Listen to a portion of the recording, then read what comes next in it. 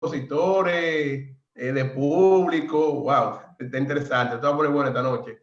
Bueno, Anthony, tú te has dado vida en estos días, ¿eh? No, esto está terrible realmente. Wow, interesante. Anthony. Bien, ya empezamos, maestro, entonces. ¿Tenemos la transmisión? Ya estamos en Facebook. Ah, no, pues excelente, vamos. Saludos al profesor Alessi Martínez, al profesor Fran, a Juana, al primo Silverio, a Darío Genao, ahí mi madre. Alta gracia. Gracias, Eulorio. Gracias, Eulorio. Bien, me ayuda, maestro, ahí con los micrófonos, por favor. Buenas noches. Buenas noches en la actividad de hoy que se nos ha convocado. Tenemos un interesantísimo tema para trabajar en cuanto a cuál sería el futuro de la docencia de la UAS en post-pandemia, presencial o virtual. Para eso tenemos a 3 panelistas bien preparados, capacitados cada quien en su área y gestores administrativos. Entonces, nos acompañará el profesor Radamés Silverio, la profesora Juana Encarnación y el profesor Francisco Acosta. Quien le habla, Antonio Almonte, estará con ustedes y en conjunto con el equipo de Generación Novestela en este interesantísimo conversatorio. De antemano le pido disculpas. Vamos a silenciar todos los micrófonos para iniciar. Solamente los expositores tendrán los micrófonos encendidos. En la primera ronda, los expositores tendrán 4 minutos para responder el tema que se ha planteado, que es la primera pregunta en sí. ¿Cuál es el futuro de la docencia en la UAS post-pandemia, presencial o virtual? De la segunda ronda en adelante tendrán 3 minutos para responder las preguntas que se le harán a cada uno. Las personas que deseen participar, después de las intervenciones de los panelistas y las panelistas, solamente tienen que levantar su mano y en su momento se le dará la palabra. Bienvenidos y bienvenidas sean todos a este conversatorio virtual. ¿Cuál será el futuro de la docencia en la UAS post-pandemia? Gracias a todos y a todas por tenernos presentes y por conectarse por medio de esta plataforma Zoom y por las demás plataformas Facebook y YouTube que también se transmite. Esta actividad cuenta con el apoyo del profesor Augusto Bravo, decano de la Facultad de Humanidades, y es organizada desde la Oficina de Planificación y Desarrollo Institucional, OCEPLANDI, cuyo director es el profesor Eulorio Silverio. De los panelistas y la panelista que tenemos en esta noche, está con nosotros la maestra Juana Encarnación, posee un doctorado en Educación y Concentración y Liderazgo de Currículum, doctor en Psicología y de la Educación y Desarrollo Humano, maestría en Psicología Escolar, maestría en Terapia Familiar, posgrado en Administración y Supervisión Escolar, posgrado en espectro universitario en entornos virtuales y aprendizaje virtuales, licenciatura en Educación, mención preescolar y primaria, docente de la Escuela de Psicopedagogía y Orientación y Teoría y Gestión Educativa de la Facultad de Ciencias de Educación en la Universidad Autónoma de Santo Domingo, coordinadora de programa de maestría en Psicología Educativa, Facultad de Humanidades, docente de la UAS en programa de maestría también, encargada de investigación de la Escuela de Bibliotecología, Tecnología e Innovación Educativa, profesora de Metodología de Investigación y metodóloga de la Facultad de Ciencia Jurídica y Política, una vasta experiencia en gestión y administración. Es actualmente vicedecana de la Facultad de Ciencia de Educación y próxima decana de la Facultad de Ciencia de la Educación. También está con nosotros el profesor Radamés Silverio González. El profesor Radamés Silverio González es licenciado en Informática de la Facultad de la Ciencia, de la Escuela de Informática de la Universidad Autónoma de Santo Domingo. Posee una maestría en Comercio Electrónico de AP. También posee programa realizado en Academia de Estudio Especializado en área de bus de inteligencia, BIP. En el año 1924 inicia su carrera como docente en la UAF, como monitor de Escuela de Matemáticas, continuando como profesor ayudante en la escuela y finalmente egresado como profesor de la Escuela de Informática en los años 1999. Pertenece a la Cátedra de Informática Básica, Lenguaje y Programación Avanzada. ocupó la posición de coordinador de cátedra, lengua de programación y fue director interino de la Escuela de Informática. Ha sido vicedecano de la Facultad de Ciencias por 2 periodos consecutivos. Actualmente es decano de la Facultad de Ciencias y también se está postulando para ser vicerrector de investigaciones y posgrado. También nos acompaña el profesor Francisco Acosta de la Escuela de Filosofía. El profesor Francisco Acosta fue director de la Oficina de Planificación y Desarrollo Institucional OCEPLANDI, director de la Escuela de Filosofía en 2 ocasiones, fue director de investigación y posgrado de la Facultad de Humanidades, actualmente candidato puntero con mira a dirigir el decanato de la Facultad de Humanidades. Sean bienvenidos y bienvenida a este conversatorio. Maestra Juana, iniciamos con usted y el tema que nos trae esta noche es justamente cuál es el futuro de la docencia de la UAS post pandemia, presencial o virtual. Los micrófonos son suyos y bienvenida. Muchas gracias, Anthony. Agradecer al maestro Eulogio Silverio, que siempre nos tiene presente, ¿verdad? Y que compartimos estas tertulias, como yo decía, desde Higüey, cuando éramos compañeros allá. Ustedes no pregunté cuál era el tiempo que teníamos disponible, por lo tanto me van a permitir presentar muy rápidamente estas diapositivas que he preparado para poder agotar los 4 minutos, y lo que no, pues entonces se las enviaremos en un documento PDF para que ustedes lo tengan. Como es aquí, ¿cuál es el futuro de la docencia en la UAS post pandemia? Si es presencial o es virtual. Pues nosotros quisimos hacer una búsqueda de ver qué estaba pasando en diferentes contextos, en las experiencias que se estaban viviendo respecto al retorno a las clases presenciales post pandemia. Y hemos encontrado que en América Latina el debate sobre presencialidad y virtualidad es constante.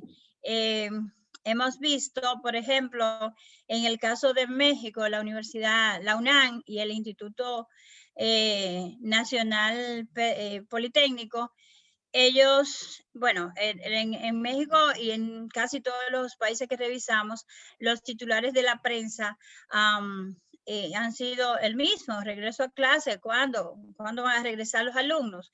Entonces, en México decidió la gobernadora del estado, la jefa del gobierno de la Ciudad de México, decidió que regresaran de manera presencial los alumnos de las carreras de Ciencias de la Salud y que continuaran bajo la modalidad a distancia. Ellos, como pueden ver ustedes, decían que para que los estudiantes regresaran de nuevo a la forma presencial en su totalidad, sería 10 días después en que se declare el semáforo verde y que los profesores hayan sido vacunados. Entonces, eso nos llamó la atención, y de igual manera, en el caso de Perú, aquí en Perú lo que más nos llamó la atención es que el regreso a la docencia va a depender mucho del comportamiento de la ciudadanía, ¿no? Entonces, ellos dicen que ellos van a ser flexibles, pero que están elaborando desde ya un plan protocolar que debe ser evaluado por el Ministerio de Salud para poder regresar a la docencia presencial desde ahora, desde el mes de marzo. Estuvimos buscando, y por ejemplo en Colombia, las universidades privadas son las que han iniciado esa docencia presencial. Tal es el caso de la Universidad Javeriana, pero tomando las precauciones, toma de temperatura a la entrada del aula. Como ustedes pueden ver esta imagen, hay un distanciamiento físico de 1 metro. Se supone que aquí estamos hablando de la universidad, donde todos somos adultos, ¿verdad? Y en las áreas de compartimiento, pues el distanciamiento es de 2 metros de distancia, tomando en cuenta la desinfección de las áreas físicas y la toma de temperatura a las personas, ¿no? El caso de Uruguay es el país que lleva más tiempo en con las aulas abiertas. Ellos comenzaron desde junio del año pasado, con las clases presenciales y han ido reduciendo por completo la virtualidad y han tomado medidas como el uso de tapabocas, o sea, nosotros llamamos mascarilla en el salón de clase, y también conservar la distancia social.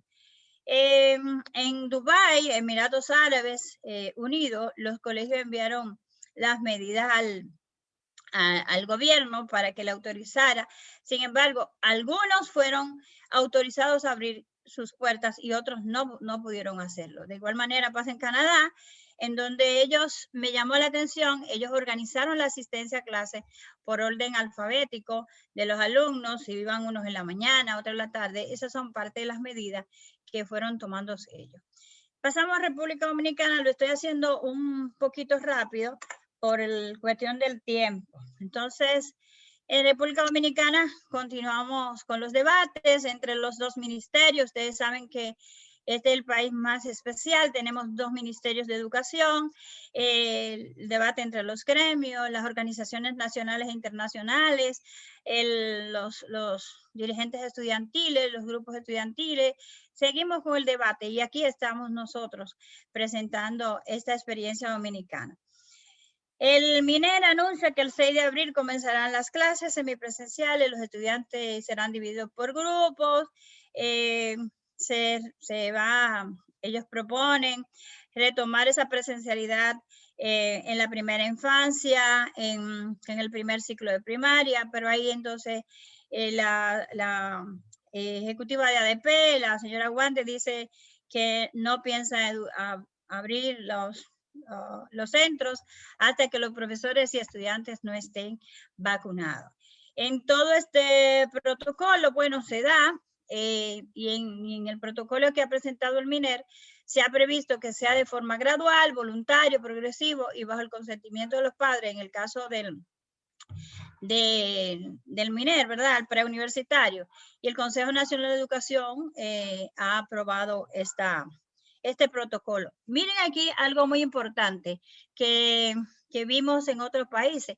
Por ejemplo, aquí se dice que solo algunas provincias, y en ellas están La Espiña, Monteplata, cumplen con requisitos según la tasa de positividad para abrir esa docencia presencial. Sin embargo, la capital dominicana no está incluida. Esto son reportes que se han dado y esas clases serán divididas según el protocolo en grupos semanales con un 50% de la matrícula de estudiantes por aula. Por cuestiones de tiempo, bueno, pues le diré que serán días alternos, eso es lo que se ha propuesto. Y aquí tenemos el MESI, el ministerio nuestro, que regula la educación superior, y vemos cómo en un momento determinado, esto fue el 7 de marzo, el señor ministro dice que se vislumbra la docencia semipresencial en las universidades para mediados del próximo año. Pero lo mismo se dijo ya en noviembre pasado. Esta es una noticia que está publicada en el Listín Diario, ¿no? La tomamos de ahí. Y el ministro resume en que debe elaborarse un protocolo de retorno a docencia presencial con gradualidad y seguridad, coincidiendo con otros países, y con la aprobación del Ministerio de Salud Pública. En un momento la señora rectora, pues, dijo que la UAS iniciaría clases en agosto, su sistema presencial, y ella alertaba que el 50% de los contenidos se impartiría de manera virtual y las sesiones estarían divididas para albergar menos de 20 estudiantes por aula. Eso fue en el mes de junio pasado. Ahora, bueno, aquí está. Ella decía que la señora rectora decía que tenía que tomarse en cuenta los protocolos sanitarios recomendados por la OMS, por la OPS y el Ministerio de Salud Pública. A todo esto, como esto es a futuro, nosotros presentamos unas propuestas, y es que el Consejo Universitario deberá resolutar al respecto. Entendemos que se socializará con la comunidad universitaria el protocolo para retorno a la docencia presencial. Se vacunará a los docentes, al personal de apoyo a la docencia y estudiantes. Se impartirá docencia presencial en ciudades donde la positividad sea mínima. Son propuestas que nosotros estamos haciendo, ¿no? Se priorizará docencia de laboratorios de ciencias de la salud, entre ellos odontología, química, física y otras que son como necesarias en que se dé más la presencialidad. Se llevará a cabo un proceso de desinfección de las áreas físicas, dotando de equipamiento para higiene, entiéndase el gel que se produce, ¿verdad?, en nuestra Facultad de Ciencias, el agua que no puede faltar para el lavado de manos y así sucesivamente. Todo esto deberá estar contemplado en el protocolo que debe ser aprobado también por el Ministerio de Salud. Por último, nosotros entendemos que se impartirá docencia en las modalidades mixtas, tanto virtual como presencial. Entendemos que se consultará a los docentes a través de los directores de las escuelas sobre la modalidad a elegir. Creo que eso debe comenzar ya. Se planificará con los organismos correspondientes las posibilidades alternativas que tendrán y esperamos que se consulte a los estudiantes sobre las ofertas de las asignaturas virtuales y presenciales en cada área, ya que en este momento de la virtualidad tenemos estudiantes, yo estoy en Santo Domingo y tenemos estudiantes de todo el país tomando las asignaturas, entonces hay que reorganizar todo esto y creo que debemos comenzar con tiempo. Solo me resta decir que mil gracias y estamos a su disposición. Bien, bien, excelente, bastante breve, sintético y con mucha información sobre la realidad, tanto en República Dominicana y en otros contextos internacionales. Gracias, maestra. Seguiremos más adelante con alguna pregunta que tenemos para que pueda ir dando respuesta. Le damos la bienvenida también al decano de la Facultad de Artes, Dionis Rufino, que está con nosotros. Gracias por estar aquí en este espacio. Bien, seguimos entonces con el profesor Radamés Silverio.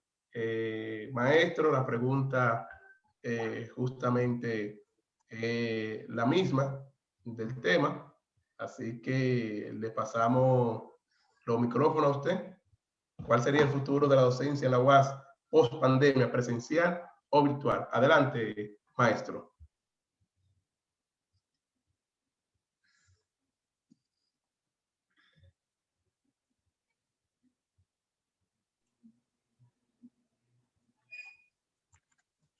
Bien, muy buenas noches.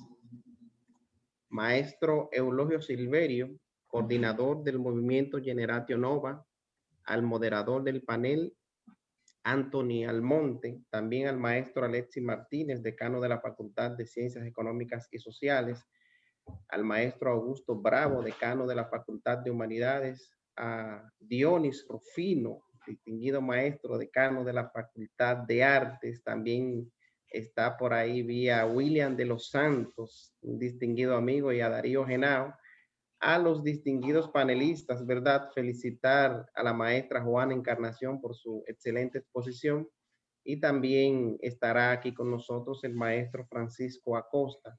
A todos los profesores, profesoras, investigadores, servidores administrativos y los estudiantes y público en general. En primer lugar, agradezco nuevamente al maestro Eulogio Silverio por la invitación a participar en este panel titulado ¿Cuál es el futuro de la docencia en la UAS post pandemia? Con una pregunta de si será presencial o virtual, tema que consideramos de mucho valor y muy oportuno. La pandemia de la COVID-19 ha impactado todos los sectores de una u otra manera.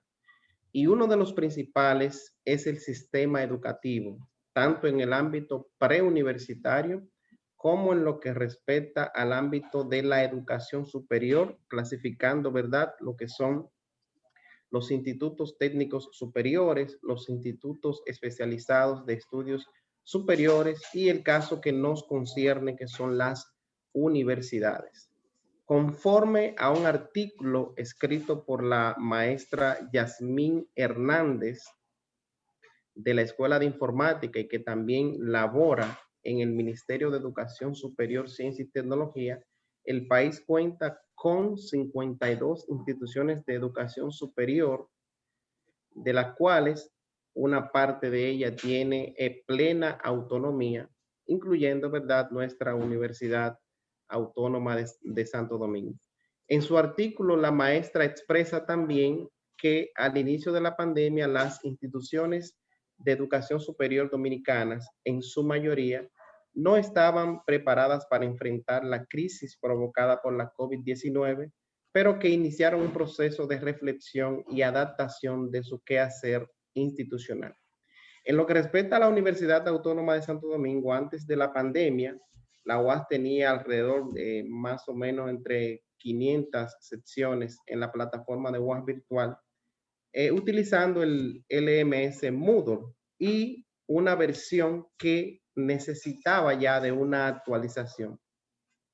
En la actualidad, la UAS cuenta con más de 31,000 secciones en la plataforma de UAS virtual, cubriendo prácticamente la totalidad de las secciones que se ofrecen de manera presencial. Digo casi la totalidad porque hay secciones que por su naturaleza experimental en algunos momentos no se han podido ofertar. El caso de los laboratorios. En algunas secciones no se han podido ofertar por la naturaleza misma de la asignatura. Es sumamente necesario que la universidad inicie un proceso de formalización y ajuste de la normativa para la docencia virtual. Es la forma de garantizar la sostenibilidad del sistema. Hasta el momento, los maestros y maestras han desarrollado una labor ejemplar, un proceso que nos toma prácticamente de una manera que no estábamos esperando. Los profesores se empoderaron, comenzaron a formarse, la universidad contribuyó en ese proceso de formación, dando todos los entrenamientos necesarios que al día de hoy todavía permanecen esos entrenamientos, y los profesores han dedicado tiempo a conocer y aplicar las herramientas tecnológicas. Pero además de estas herramientas tecnológicas, es necesario estructurar un modelo pedagógico virtual que permita estandarizar ciertos procesos y especificar las reglas que regirán el sistema, lo cual nos permitirá asegurar la calidad. En cuanto a la pregunta en sí, nosotros estamos de acuerdo en que sea un modelo híbrido, es decir, un modelo que evidentemente contemple lo presencial, lo semipresencial y lo virtual. Pero la decisión de qué debe ir a la virtualidad debe estar basada en un estudio que permita la equidad. Tenemos una alta población de estudiantes que no tienen acceso permanente a conectividad, componente que es fundamental para la educación virtual. La educación incide en la disminución de la pobreza. Por lo tanto, hay que brindar la oportunidad de la presencialidad para aquellos estudiantes que de una u otra manera se les dificulta el acceso.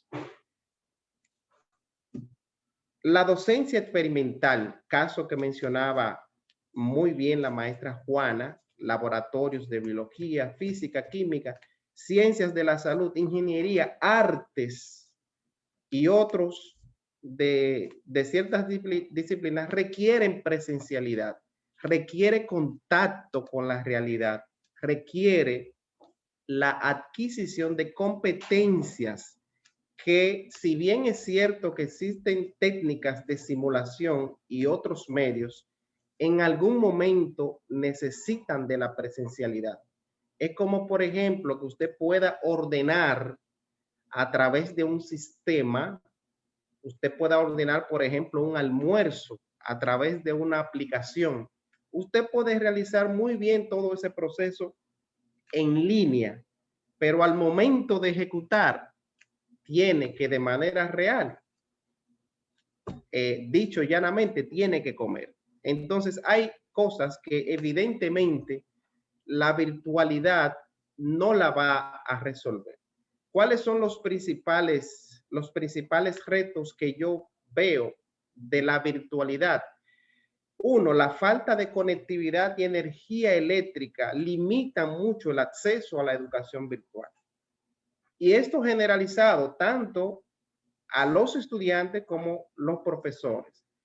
El proceso de adaptación por parte de los estudiantes todavía hay que trabajarlo.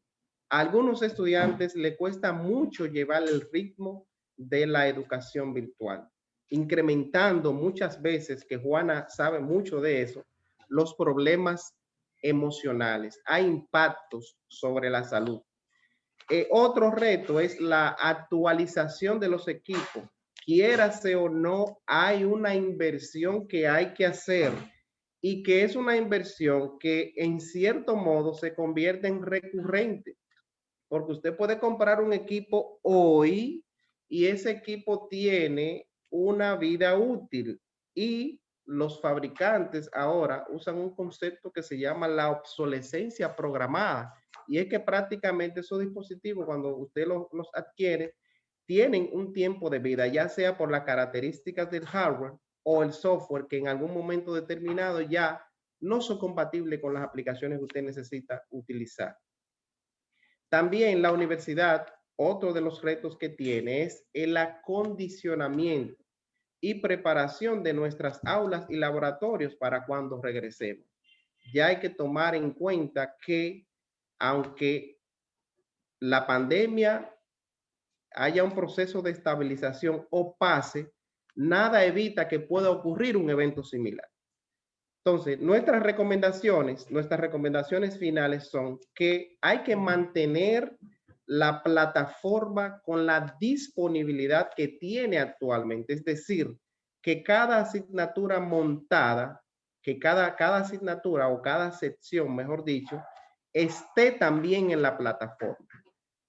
Número 2, desarrollar, actualizar el modelo pedagógico virtual, porque quizás, aunque ahora mismo no se haya publicado un documento, la universidad tiene mucho tiempo desarrollando un proceso de virtualización y hay documentos ahí, pero no es lo mismo trabajar para 500, 600 secciones que ahora para 31,000 o 32,000 secciones. Hay que fortalecer también el diseño instruccional y tener equipos especializados para la preparación de los recursos educativos, asimismo salones de clase que tengan la tecnología suficiente para también poder impartir docencia desde la misma universidad, si así el profesor lo desea. Y también analizar las carreras actuales, la oferta curricular actual. Hay carreras que por su naturaleza se adaptan muy bien a la virtualidad, pero hay otras que evidentemente necesitan de ese modelo híbrido. La universidad, así como decía Juana, desde ya debe iniciar los trabajos de preparación post pandemia. Agradezco de verdad que nos hayan tomado en cuenta para participar en este panel y muchísimas gracias por la oportunidad.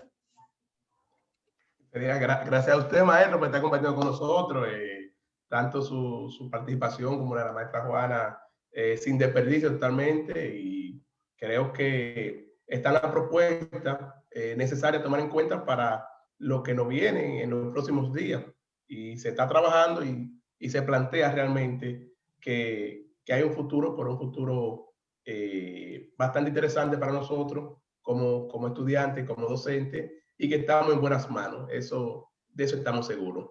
Bien, vamos a pasar los micrófonos al profesor Francisco Acosta. Maestro Francisco, bienvenido y gracias por estar con nosotros. Buenas noches, Anthony. Me adhiero a las salutaciones protocolares que los que me precedieron hicieron.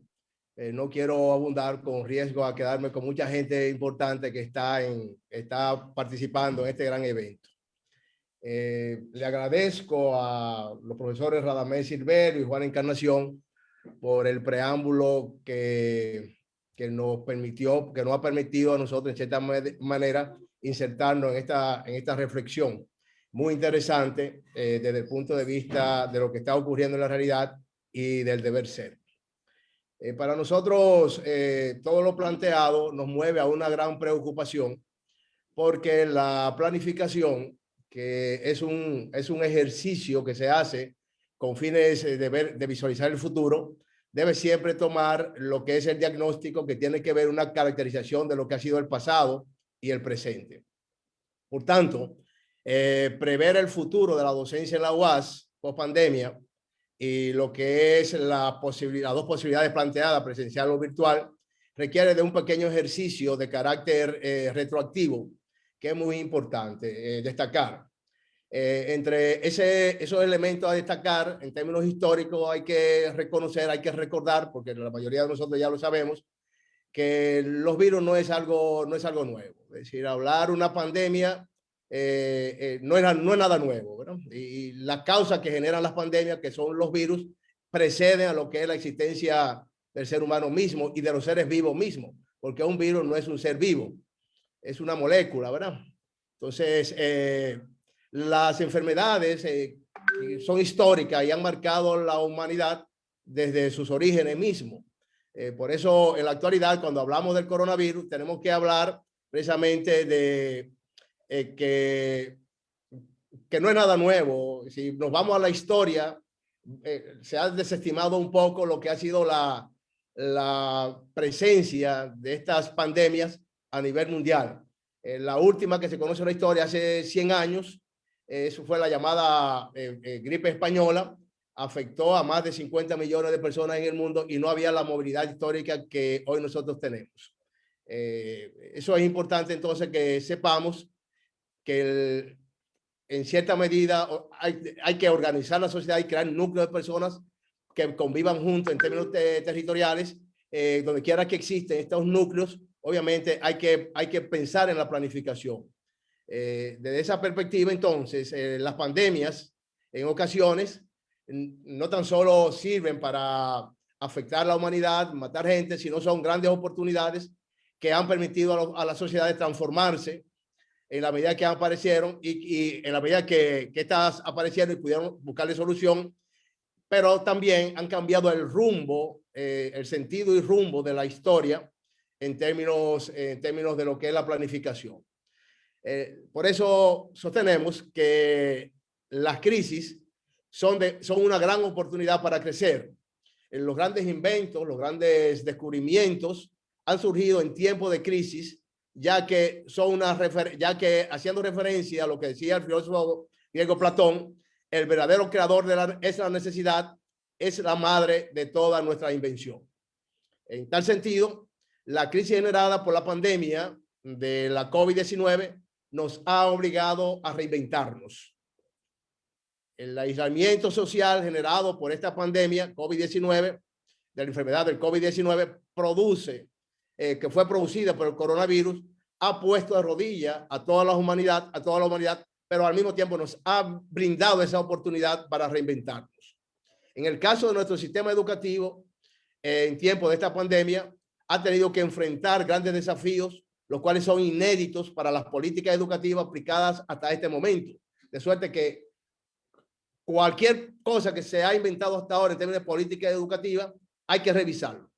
Hay que revisarlo. Eso hay que partir desde cero. Siempre las crisis nos llevan a una posición de que tenemos que partir desde cero.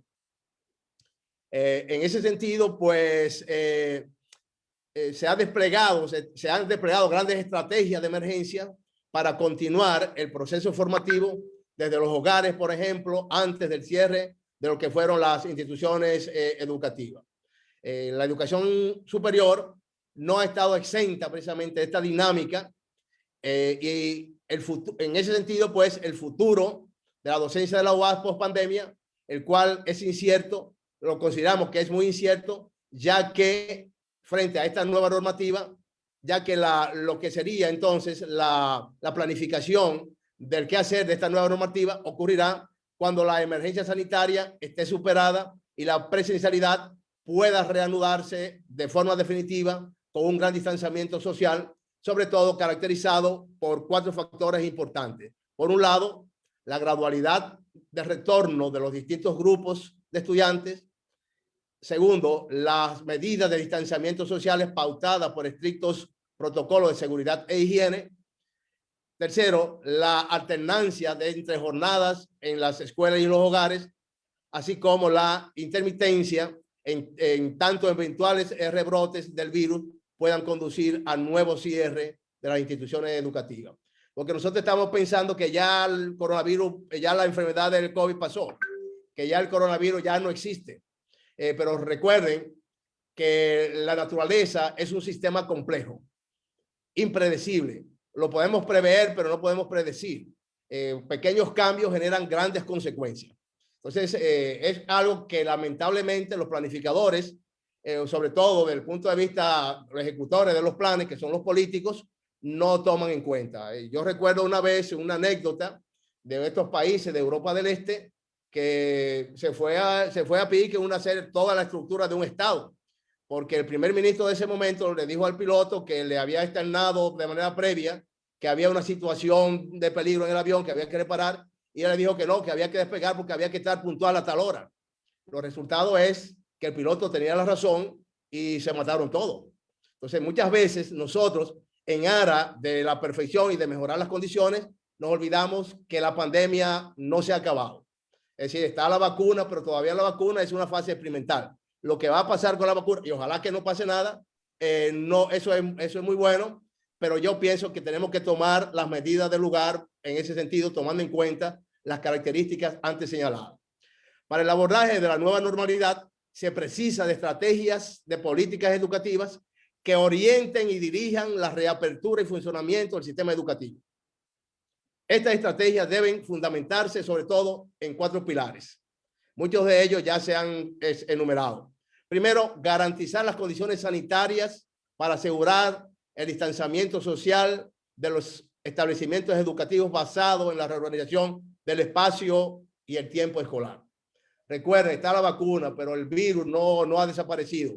Todos los virus que se conocen en la humanidad llegaron para quedarse. No conozco el primer virus que haya surgido que se haya desaparecido del todo. Vemos que periódicamente genera, aunque sea cada 100 años. Entonces, eso es un elemento que hay que tomar en consideración. Segundo, generar las condiciones para la continuidad pedagógica y el modelo híbrido. Ya se habló de eso, tanto Radamés como Juan tocaron ese aspecto, en lo que se refiere a la asistencia presencial, sea solo parcial, mediante la ampliación de los accesos a la conectividad y a dispositivos digitales y al desarrollo de las capacidades de los docentes para hacer uso pedagógico de estas tecnologías. Lo que estamos diciendo con la semipresencialidad no es que una clase se dé, que los estudiantes vayan una semana al aula y la otra semana virtual. No. Es que todas las asignaturas que por su característica puedan mantenerse virtual deben mantenerse. Eso nos permitiría tener mucho más espacio para aquellas asignaturas que son de carácter obligatorio, su presencialidad, pues se disponga de distanciamiento para el uso de las aulas. Eso es muy importante. En otro orden también tenemos que pensar en restituir el derecho a la educación y acompañar a los estudiantes con mayor riesgo educativo basado en los sistemas nominalizados para la identificación y el seguimiento de la trayectoria que se han debilitado. En ese mismo orden, hablamos de proteger y aumentar el financiamiento educativo, mejorar la eficiencia del presupuesto educativo en un contexto de retracción de la actividad económica y consecuentemente disminución de los recursos, que es uno de los elementos que no se toma en cuenta. Por ejemplo, se habla de que los profesores tienen que estar con la conectividad, pero recuerden, y los estudiantes también, pero los estudiantes con las tarjetas de paquetito, ¿qué posibilidades tienen de mantenerse conectados las 2 horas o las 3 horas que tenemos nosotros aquí ahora en esta plataforma? La disponibilidad del espacio físico que violenta lo que es el espacio familiar en la casa. Cuando sabemos las condiciones que la mayoría de los estudiantes, por lo menos que asisten a la UAS, tienen hoy en día. Eso son dificultades que hay que tomar en cuenta. Luego vamos a tener un profesor con estudiantes que no tienen la posibilidad de accesar con la calidad al trabajo educativo, entonces lo vamos a reprobar, cosa que el estudiante no tiene culpa. Por tanto, cualquier medida que se tome, si no se toma en cuenta el aumento del financiamiento educativo, yo pienso que no puede ir muy lejos. Es un poquito difícil esta última parte, y es de lo que tanto se ha hablado a propósito del problema que tuvimos del paro por el aumento salarial o la indexación del salario, que vimos las dificultades que se generó en términos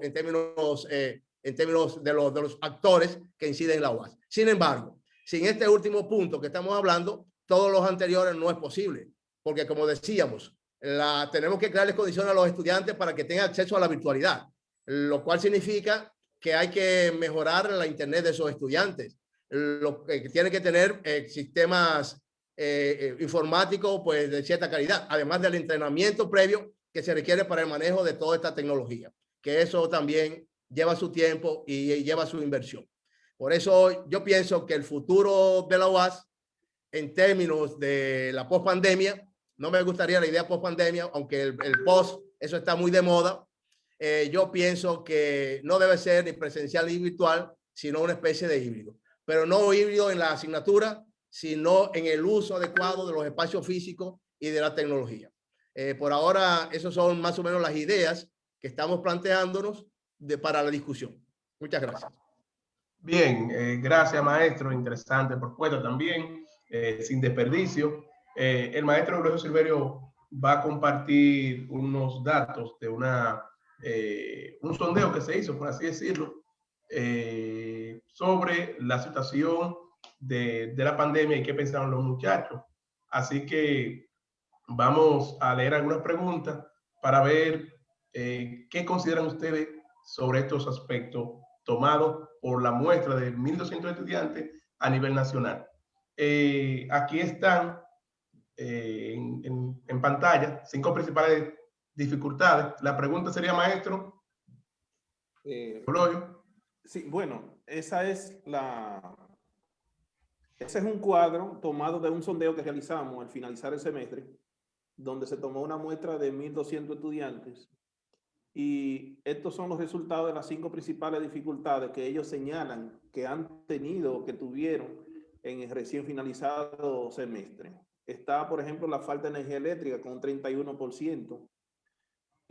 No tengo internet permanente con 32%.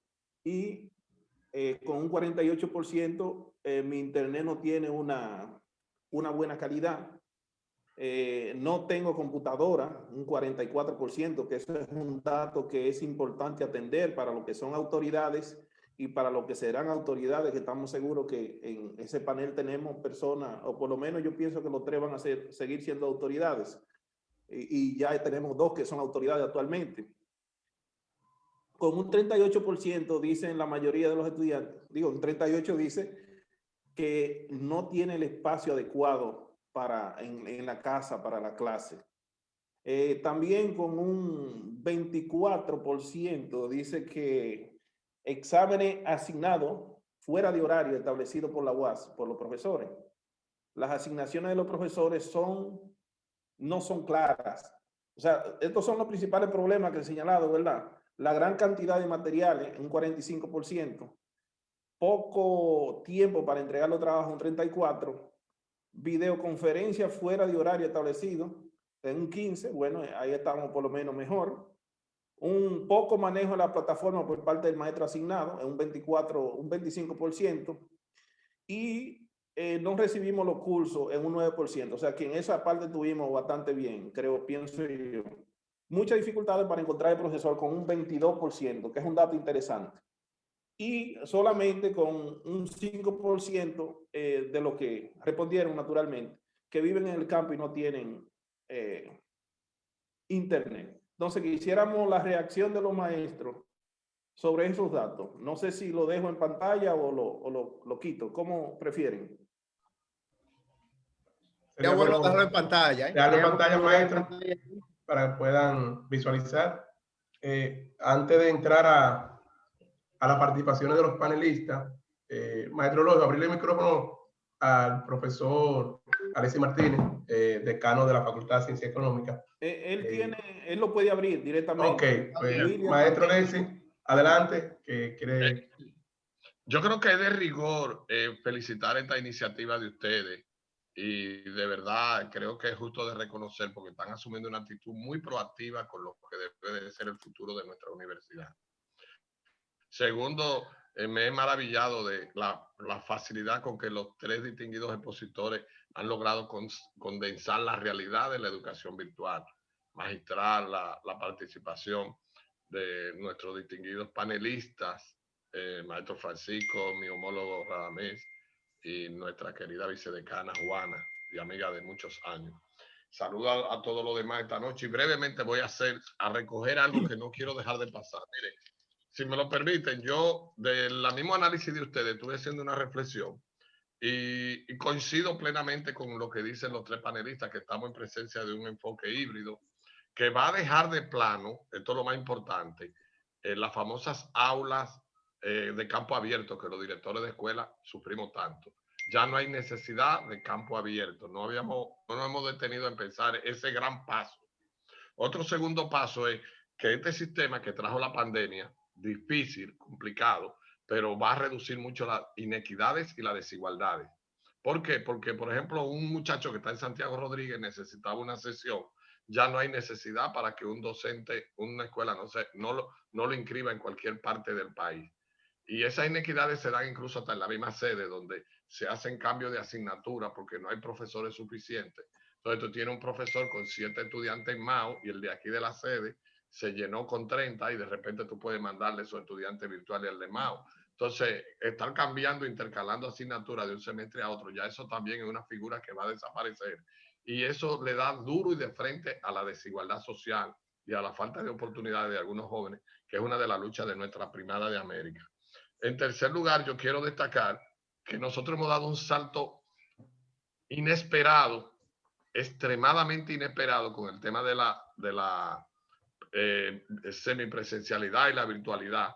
Yo creo que dimos un salto de 20 años desde mi óptica. Nosotros avanzamos en lograr capacitar a nuestros docentes, ese gran esfuerzo que se hizo básicamente de la Facultad de Educación y el apoyo que le dieron facultades hermanas a este proceso. Nuestra misma facultad estuvo muy involucrada, hizo que la UAS diera un salto de 20 años. Yo me atrevo, y cuidado sin más, para poner a los docentes en las condiciones que estamos.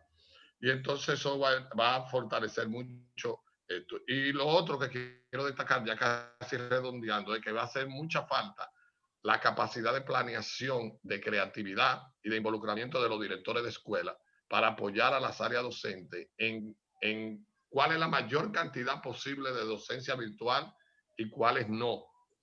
Y cuáles son los docentes que están bien capacitados para dar la docencia virtual. Los directores y coordinadores de cátedra y directoras, a propósito del Día Internacional de la Mujer, que aprovecho para felicitarla y con ella a Juana, que es la mujer que la está bien representando esta noche, tienen un rol muy importante en ser muy proactivo y verificar desde ahora, no que nos coja el tiempo encima, ojalá haya algún director o directora de escuela aquí, cuál es la oferta que le pueden hacer a la vicerrectoría docente de cómo implementar la mayor cantidad posible, porque ahora la competencia que viene con las otras universidades, cuál puede meter más asignaturas semipresencial. Y de nada vale que nosotros pasemos de donde estábamos, de un 2 a un 5, a un 10. Se supone que deberíamos pasar por lo menos un 25, un 30, Juana.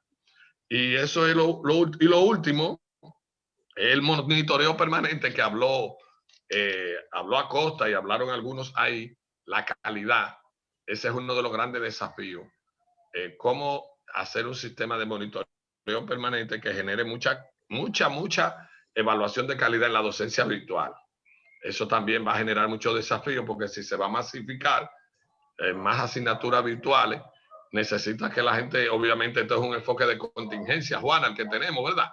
No hay un enfoque de monitoreo que pueda resistir estándares internacionales. Mientras tanto, todos los países están en un enfoque de contingencia.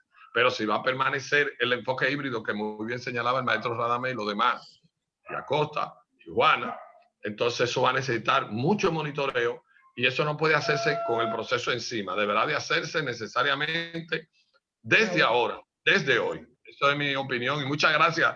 Y de verdad los felicito a todos ustedes por esta maravillosa oportunidad de integrarme en esta actividad y de hacer esto por la UAS. Gracias, maestro, Gracias. por su aporte, ¿verdad? Muy pertinente. Maestro, luego, por favor, presente la pantalla para que los profesores y panelistas puedan hacer las puntuaciones de lugar en base a los datos ofrecidos.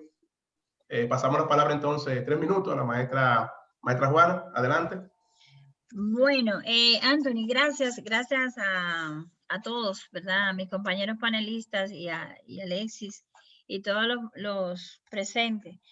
Mira, con este cuadro a mí me pone a pensar sobre las desigualdades sociales que se manifiestan tanto en los estudiantes como en los docentes. Porque fíjate que muy bien lo decía Radamés, él decía que también los docentes tenemos dificultades al momento del uso del Internet, ¿verdad? Esta conectividad que no es fácil. Entonces, esa desigualdad social, que no es ahora, sino que viene desde tiempos inmemoriales, siempre se ha dicho que existen los pobres y los menos pobres, ¿verdad? Y lo que tienen y lo que son un poquito más, y por eso lo han dividido en clases sociales.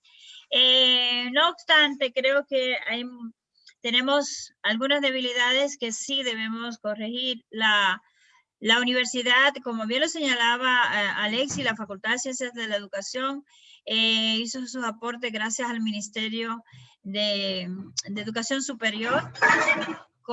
Perdón, que aquí hay algo que está sonando. Con el apoyo del Ministerio de Educación Superior, pues hicimos nuestros aportes en la formación de la digitalización, ¿verdad? Y también lo hizo la Vicerrectoría Docente a través del Departamento de Educación Virtual y de UAS Virtual. Entonces, hay algunas dificultades que también debemos seguir corrigiendo porque es un sistema nuevo, como bien decía Francisco, en medio de la incertidumbre, lo hicimos muy bien, porque no nos podemos también desmeritar, lo hicimos muy bien, y claro está, tanto los estudiantes como los maestros necesitamos aprender algo más cada vez.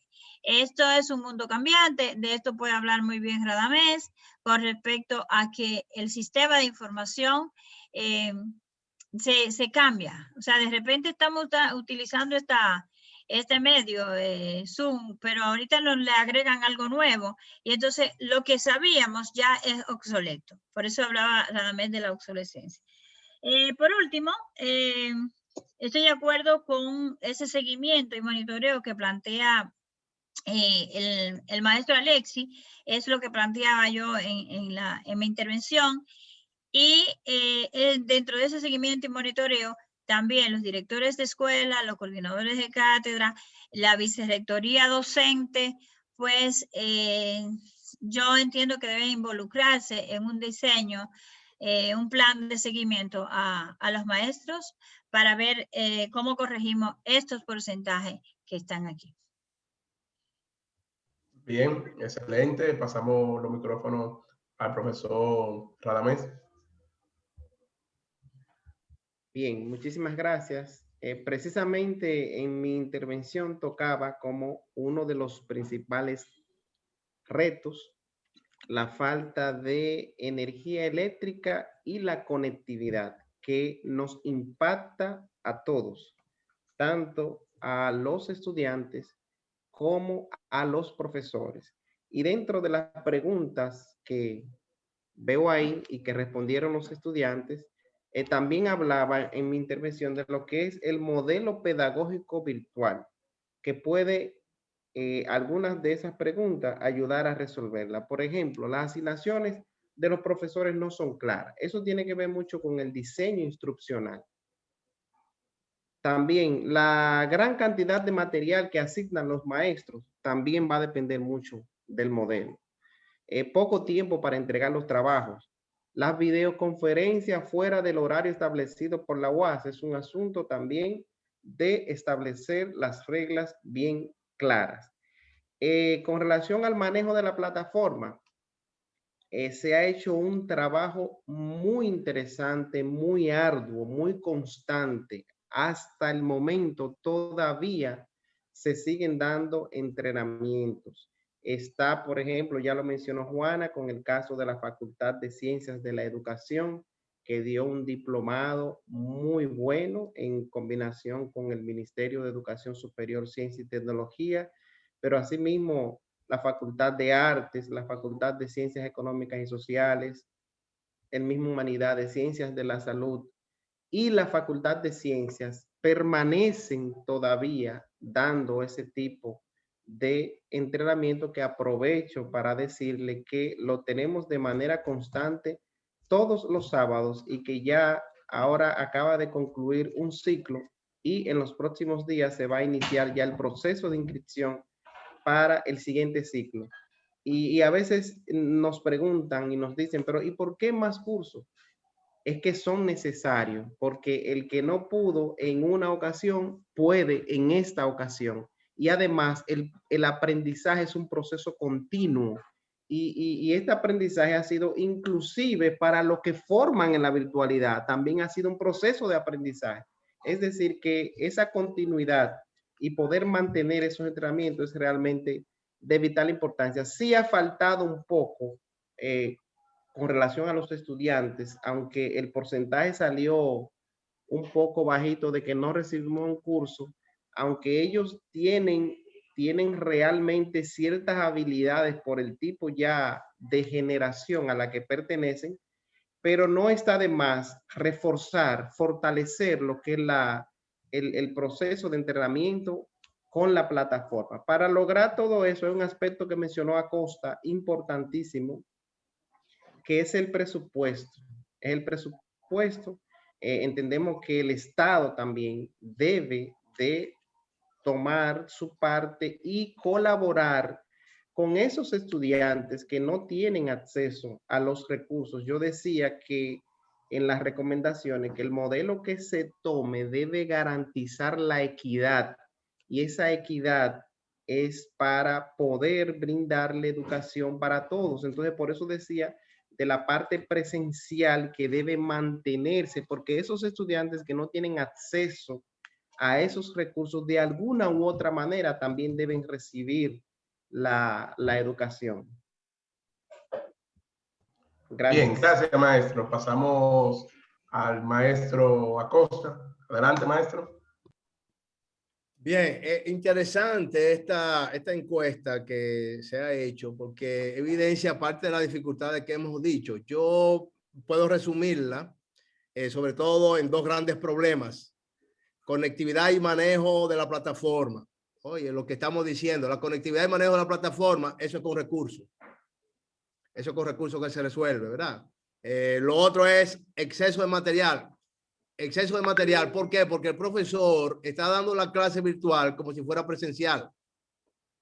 Es decir, no toma en cuenta de que hay un proceso de adecuación del material que se le suministra al estudiante, hacerlo como hace la profesora Juana muy bien, que lo convierte en una visualización en pantalla que facilita y sintetiza el conocimiento que se quiere tener. O sea, hay un desconocimiento precisamente del uso de lo que es la técnica de la virtualidad. Entonces ahí vemos que eso hace un 45%. La conectividad y manejo de la plataforma, todo está por encima del 40%. Cuando hablamos de la conectividad, tenemos que hay un 37%. Si sumamos lo que tiene muchas dificultades para el manejo de la plataforma, los que no tienen internet, los que tienen internet de mala calidad, es decir, que internet se va y llega de nuevo, los que no tienen computadora. Cuando sumamos todo eso, el porcentaje es muy elevado. ¿Y eso cómo se resuelve ese problema? Tener internet, es decir, ¿cómo se resuelve tener internet permanente? Es aumentando la data. No hay otra manera. Y las compañías que disponen de las facilidades de la data no lo dan gratis, eso cuesta dinero. Es decir, yo tuve que aumentar el problema de la data, pero eso me incrementó el presupuesto. Igual, en la parte de la energía eléctrica, hay sectores que están conectados y se va la luz en un momento donde le toca el horario de clase. ¿Qué va a hacer ese estudiante con esa clase? Entonces vemos que hay factores que que no dependen mucho de la voluntad política, de lo que es una estrategia de políticas educativas. Va más allá de lo que serían las políticas educativas, que no está en manos de los gestores universitarios, que no está en manos del rector, ni de los vicerrectores, ni los decanos, que son problemas reales de la sociedad dominicana, y eso hay que resolverlo. Entonces, no podemos tapar el sol con un dedo tampoco, decir que todo está bien y que todo está bien, hacer como la avestruz, esconder la cabeza en un hoyo. No podemos hacer eso. Es una realidad que es una realidad de la sociedad dominicana, no es de la UAS. Oye, no es de la UAS. Porque la UAS hace mucho tiempo que viene luchando primero por un $500,000, después por un 5%, después, y ha sido siempre el mismo problema de presupuesto. Claro, el presupuesto es una condición necesaria, pero no suficiente. Tenemos el presupuesto y hace falta entonces la gestión, que yo creo que la UAS es muy buena en términos de gestión y quedó demostrado en esta crisis. Porque salimos a camino de la nada, salimos a camino atento a voluntad, fundamentalmente. Entonces yo pienso que esa es una fortaleza que tiene la UAS como institución de cara precisamente a resolver los problemas del futuro. Pero hace falta resolver esos otros problemas que estamos hablando y eso, señores, es con presupuesto que se resuelve. Gracias, maestro Acosta. Bueno, creo que dada la situación, la circunstancia de este diálogo conversatorio, debería entenderse, maestro, para una segunda transmisión del mismo o tener otros actores para poder dar respuesta a sin número de preguntas que nos están llegando tanto por el chat, por Facebook, por YouTube, también por Rey Durán, que está compartiendo esta excelente actividad. En este momento vamos a dar la participación de dos maestros que quieren hacer una pequeña intervención. Así que el maestro William de los Santos, adelante. Ok, buenas noches, ¿me escuchan? Sí, maestro, escuchamos. Quisiera primero saludar las intervenciones de los panelistas centrales y además las intervenciones subsiguientes. Yo quiero hacer referencia a un aspecto que nos parece fundamental. Todas estas ideas, las que se han expuesto en otros eventos, en otras actividades, tienen que quedar cuajadas de alguna manera, porque no pueden quedar en el aire. Lo básico a nosotros nos parece lo siguiente, y es que las autoridades actuales o las autoridades venideras, sobre todo las actuales, tienen que convertir las debilidades de efecto de la pandemia en fortaleza. Y la fortaleza aquí se concibe en función de que la universidad se dé un plan de desarrollo integral de la virtualidad. Un plan de corto, mediano y largo plazo, que tiene que ser un plan integral. ¿Qué quiere decir un plan integral? Un plan integral significa tomar en cuenta las escuelas, las cátedras, las facultades en términos internos, los recintos, centros y subcentros regionales. Integral significa tomar en cuenta todos los recursos internos de que disponemos y dar participación al ámbito nacional, es decir, con la asesoría de otras universidades y al ámbito internacional.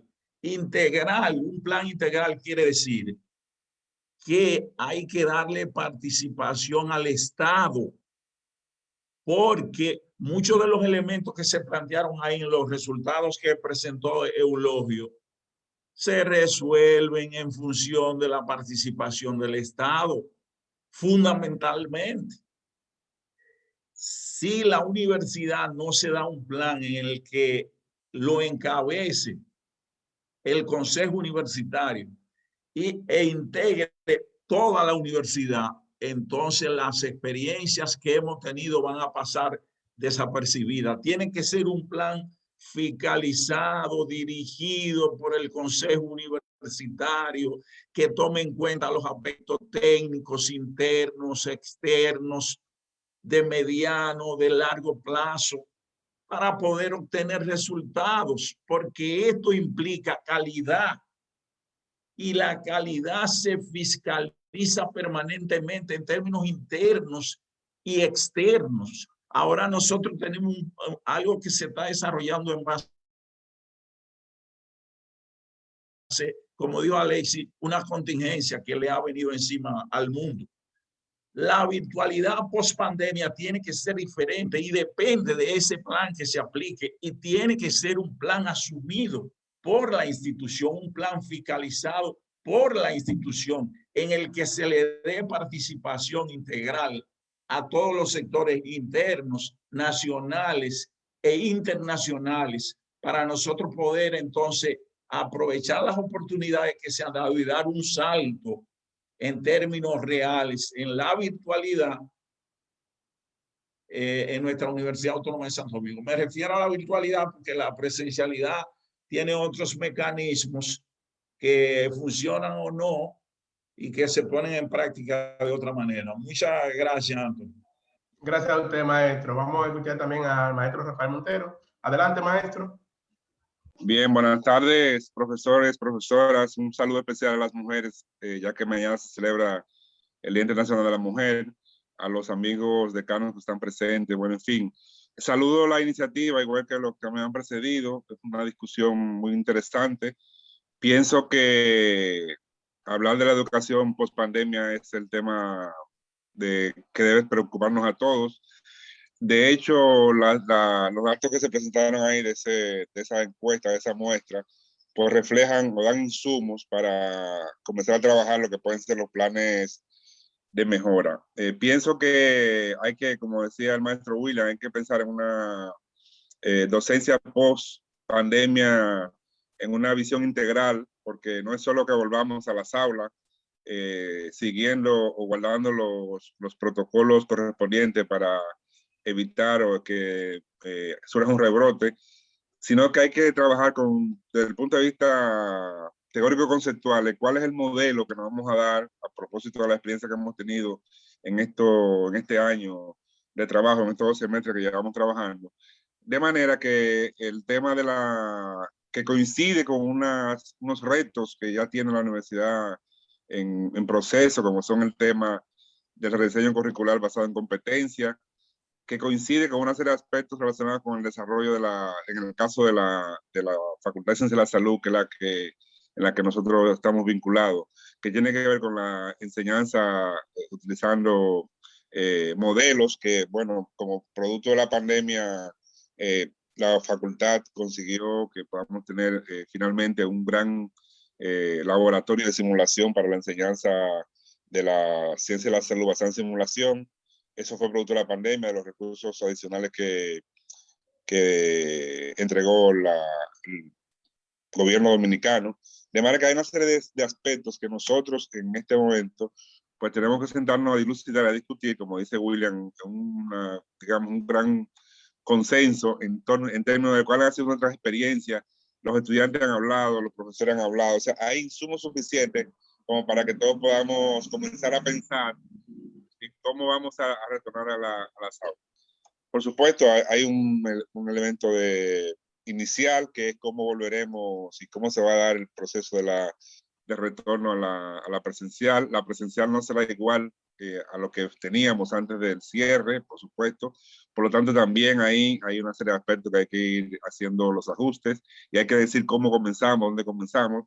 Ya en el tema de la educación básica, pues ya se ha dicho más o menos un protocolo, el origen, todo eso. Pero, por supuesto, como decía el maestro Acosta, no estamos todavía exentos de la situación epidemiológica, estamos con la vacunación, bueno, la UAS ha estado en ese proceso, pero al ritmo que vamos, posiblemente vamos a tener un 80% de la población vacunada a julio-agosto.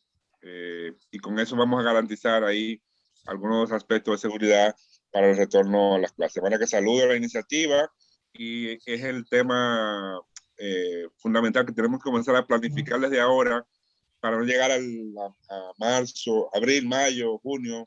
Ya comenzamos la docencia presencial y nos olvidamos de todo el avance que se ha hecho en la virtualidad y retornamos al mismo punto. Eso ya probablemente no va a ocurrir. Por lo tanto, todos tenemos que involucrarnos en este proceso y repito, esta ha sido una excelente iniciativa que posiblemente pues habrá que irla discutiendo y repitiendo. Así que muchas gracias por la oportunidad. Bien, gracias maestro, gracias a usted por su intervención. Vamos a escuchar al maestro Víctor Burgos, que tiene una petición justamente, le hizo a la maestra Juana. Maestro, el micrófono es suyo, adelante. Sí, bueno, buenas noches. Yo realmente esperaba tremendo banquete, como dice Eulogio y Anthony. Felicito a Generación Nova por estas iniciativas que edifican bastante. Pues yo preguntaba a Juana, y pudiera ser a la sala, a todo el que quisiera responder. A mí me gustaría tener en síntesis, y ya se ha avanzado bastante en ello en esta ponencia, una descripción del panorama de la universidad post pandemia. Sin duda que hay impacto demoledor en la matriculación. A mí, yo me gustaría tener un dato lo más cercano posible hasta dónde ha impactado la pandemia en concerniente a la matrícula y a la deserción escolar. Impacto, por ejemplo, en la salud de muchos maestros y maestras. A veces yo me siento tan agobiado porque el trabajo no es fácil, que quisiera entrar a una reunión que magníficamente hace Silverio, como estas, y digo, no aguanto más, porque es un poco cansón. Entonces, el impacto también en la ejecutoria de los planes y los programas de clase, de la calidad. Me gustaría, y qué sé yo, le decía a Juana, me gustaría que tú me hicieras una especie de panorámica en términos de lo que será la UAS post pandemia. En todo caso, por algo que alcancé a ver en algunas de las opiniones, es imposible iniciar presencialidad antes en este semestre, porque la dispersión de los estudiantes que hay a nivel, yo tengo estudiantes inclusive de Santo Domingo, de Bonao, de Higüey, aquí en Santiago, y ha sido excelente esto, tú ves. Y volver a la presencialidad, estos muchachos no van a poder venir a Santiago, de manera que no creo que la presencialidad sea una solución adecuada en este semestre, por lo menos, en este semestre. Juana, yo espero por ti o por quien quisiera opinar. Me interesa esta descripción. Ya ha habido muchos avances, ¿verdad? Ok. Bien, muchas gracias, maestro Víctor Burgos. Yo le escribía en el chat y le decía que en caso de que no le pudiera responder la pregunta por aquí, pues también le puse ahí mi número de WhatsApp para que me escriba. Pues recientemente yo he estado muy preocupada con esto y he estado haciendo publicaciones en diferentes medios de circulación nacional e internacional sobre el problema que ha ocasionado la deserción en los estudiantes nuestros. No le puedo dar un número ahora mismo porque no lo tengo a mano de cuántos estudiantes han desertado en este semestre, pero sí en una de las publicaciones yo decía que mucha deserción, bueno, hay unos datos ahí que presentó Silverio que muy bien nos sirven de soporte para ver por qué han desertado los estudiantes. El problema de la conectividad, el problema aunque han podido accesar a asignaturas, por ejemplo, estudiantes de Higüey cogiendo clases en Santiago, y así sucesivamente, también esa dificultad pues, ha provocado una deserción. Otro factor que yo he encontrado en el transcurso de la deserción es que algunos estudiantes, como era virtual, ellos pensaban que las cosas iban a ser fáciles. Entonces, algunos que trabajaban, ¿verdad?, que tenían el trabajo, cogieron muchas asignaturas y no se planificaron para el tiempo que tienen que dedicarle a la lectura, a entregar las tareas en los plazos establecidos. Por eso ellos dicen que los maestros no le damos el tiempo suficiente para entrega de tareas, porque toman muchas asignaturas, los que pueden, los que han tenido esa oportunidad, porque otros quizás han podido tomarlo y la han tenido que retirar justamente por las desigualdades sociales que le informábamos ahorita. Y le decía también que le puedo enviar, ya le tengo preparado el PDF para enviarle todo lo que vimos aquí, pues hicimos una panorámica a nivel internacional, sobre todo América Latina, que está pasando con este efecto post-pandemia, y estamos haciendo esta propuesta a lo que sería la docencia post-pandemia en la Universidad Autónoma de Santo Domingo, tomando en cuenta, y aquí se la dejo saber, en que el Consejo Universitario deberá resultar, y nosotros proponemos que tenemos que comenzar desde ya a elaborar ese protocolo, que muy bien decía el ministro de Educación Superior, que tiene que ser validado por el Ministerio de Salud, y también lo ha expuesto la señora rectora en diferentes ocasiones. Entonces, nosotros entendemos o decimos que tenemos que seguir en esa modalidad virtual y presencial. Y por eso exponíamos que debe hacerse con materias que son puntuales, o sea, que es necesario, como bien decía Silverio, arte, qué sé yo, ontología, química, biología, que yo no puedo aprender a tocar un piano si no tengo el piano a mano, o sea, y la universidad me permite tener el piano. Entonces, nosotros le estamos proponiendo a los tomadores de decisiones de nuestra universidad que se haga una consulta a los docentes, que a través de los directores de escuela, los coordinadores de cátedra, de qué modalidad elegir, en cuál asignatura pudiera ser o no, porque si seguimos dando así, bueno, vamos a poner, no, déjame la mía así, y seguimos, y no tenemos ese plan de monitoreo y seguimiento que exponía Alexi, entonces vamos a seguir haciendo lo mismo. Tenemos que planificar con los diferentes organismos correspondientes las posibles alternativas que podemos encontrar. Y también esa consulta a los estudiantes. Los estudiantes no se pueden quedar fuera de la consulta. No podemos darle una oferta sin saber cuál es el diagnóstico de necesidades que tenemos que hacer en cada una de las comunidades donde están nuestros estudiantes. Entonces, por eso quiero enviarle las publicaciones, porque he estado constantemente trabajando la temática. Yo digo que una de las cosas positivas que ha tenido la pandemia para mí es que me ha permitido centrarme en escribir y estudiar el fenómeno desde las diferentes vertientes en que estamos involucrados. Así que yo le agradezco mucho y le agradezco que me escriba para enviarle toda la documentación al respecto. Okay. Muchísimas gracias, Juana. Bien, satisfecho, maestro. Sí. Excelente, el maestro Eulogio va a compartir pantalla entonces de otras de las preguntas que se hizo con la muestra. Adelante, maestro Eulogio.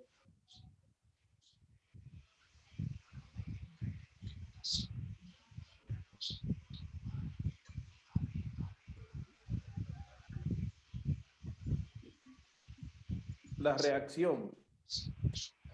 Como decía la profesora Juana, nosotros hicimos la consulta aprovechando ya el fervor del final, ¿verdad? Para saber qué pensaban los muchachos. Y aquí le preguntamos de qué modalidad, en qué modalidad prefieren de recibirse docencia en el semestre venidero o en los semestres venideros. Y para mí fue una sorpresa, por lo menos para mí, no sé para ustedes, que solo el 35.2 dijo que en la modalidad presencial y que el 41.7, casi un 42, dijo la modalidad virtual. Y el 32.8 dijo semipresencial. O sea que es un dato interesante y nos gustaría saber la reacción de ustedes en síntesis, una síntesis, ¿verdad? De lo que estamos terminando. La reacción de ustedes sobre ese dato.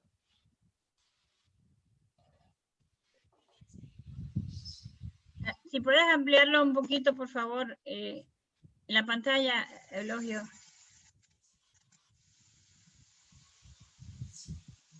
¿Se ve mejor ahí? Ajá. Sí, se ve. Nada, te damos. Ya. Bueno, eso refleja las conclusiones que dijimos al final, de que en realidad es un modelo híbrido. Fíjense cómo se ha hecho la distribución. Si sumamos la modalidad presencial con la semipresencial, tenemos el mayor porcentaje. Entonces hay una población que evidentemente, por las condiciones que se mencionaron anteriormente, va a preferir también la modalidad virtual. Aquellos que de cierta forma, tienen el acceso, tienen facilidades, tienen ciertas condiciones para asumir el proceso. Otros van a preferir puramente presencial por también algunos indicadores de lo que se mostraron ahí. Es decir, que el modelo híbrido evidentemente es lo que va a predominar en este sentido y debe de estar acompañado con todo lo que se ha expuesto aquí esta noche. Como yo decía en la participación, la forma de garantizar la calidad del sistema debe estar basado en un modelo que puede estandarizar muchísimas cosas. Y ese plan integral que hablaba William es sumamente interesante. Es evidente que hay que tener también un sistema integrado de gestión de la docencia universitaria que contemple este aspecto también de la modalidad virtual. Los estudiantes se han expresado. Sería interesante también hacer esto mismo para los profesores, para ver cuál sería la respuesta. Y realmente es importante que se contemple la igualdad de condiciones, la equidad. Bien. Adelante, maestro Francisco. Bien, me parece que realmente refleja cuál es el interés de los estudiantes por la virtualidad. Lo que tendríamos que ver entonces, si cruzamos los datos con el anterior, lo que nos damos cuenta es que lo que habría es que mejorar en las condiciones a ese casi 80% de los estudiantes que está dispuesto a integrarse en la planificación mixta, ¿verdad? Virtual y semipresencial. ¿Cuáles son las condiciones? Bueno, hacer un plan para que desde el Estado se le mejore la conectividad, buscar acceso a un mejor equipo, obviamente a los profesores darle cursos de entrenamiento para que hagan el uso y manejo adecuado de lo que es el material que se le dispone a los estudiantes. Entonces, lo que hay que mejorar esas condiciones para que dé respuesta a esta necesidad de los mismos estudiantes. Bien, excelente. ¿Algo más que agregar? Bueno, adelante, maestra. Bueno, no, lo que estoy mirando es ese resultado que está en pantalla. Ese ha sido, este resultado, y no sé si me adelanto, Eulogio. No, pero lo puse a propósito ahí. Mira, eso es una realidad. Yo te digo, yo viví mucho esto durante el semestre, de que los estudiantes, mira, el 94.4% dice que tiene un celular. Y entonces nosotros pensamos, y la calidad del celular, vamos a disminuir el celularcito de los estudiantes, en donde no pueden descargar, se le hace difícil estar en una videoconferencia y que tú en ese momento también quieras usar un Google Form, por ejemplo, para hacer un ejercicio rápido, que tenga descargar un documento también, o sea, convertir a un Word a PDF. Es una situación bastante difícil y yo vuelvo a la desigualdad social que nos encontramos, en que estamos metidos nuestros estudiantes y nuestros maestros también, porque no nos podemos hacer que nosotros los maestros estamos mejor que todos, ¿no? No todos tenemos las mismas condiciones. Entonces, te lo digo así porque lo viví en carne propia, donde el momento más difícil de la pandemia, estudiantes que tuvieron que irse, por ejemplo, a Cenoví, recuerdo un caso de una chica que apenas tenía un celularcito y que tenía que hacer malabares para llegar hasta donde podía conectarse. Y yo lo que tuve que hacer es permitirle que ella me escribiera en su cuaderno, me le tirara foto y porque también aquí entra la parte humana, señores. No podemos dejar de lado eso. Nosotros decimos que no sirve o que sirve, y en el momento que usted está frente al estudiante o en el momento que a usted le toca cumplir con su deber, con el compromiso que usted ha asumido de ser docente, eso toca el alma. Y cuando nosotros también venimos de espacios que hemos tenido que pasar algunas cosas, pues también comprendemos más la realidad. Así que yo considero que tenemos que tocar esa sensibilidad que tenemos nosotros los maestros y entender que esas desigualdades sociales siempre van a estar presentes. No hay manera de quitarlas. Sí. Bien, vamos a aprovechar la presencia del doctor Dustin Muñoz. Doctor, ¿me escucha?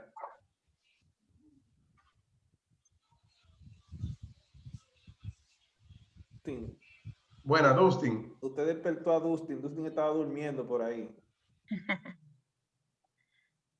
Ahí está la maestra Altagracia Abreu. Un saludo especial para ella. También. Ramón de el Sangres maestro Flores Sangre también. está con nosotros también. Dustin, ¿está? Dustin está en 2 computadoras. Parece que le di permiso en la que en la que él no puede usar. Vamos a ver. Pues chequéese a ver para... Es que no se... Mira, en el otro... Ahora sí. Se escucha, Dustin, se escucha. Pero Ahora yo realmente sí, que estoy maestro. usando es el micrófono en el... Déjame ver. Sí, está bien, no te preocupes.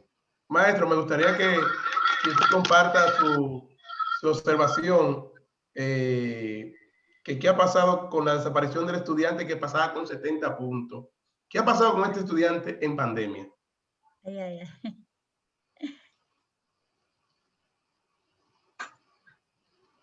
Hey.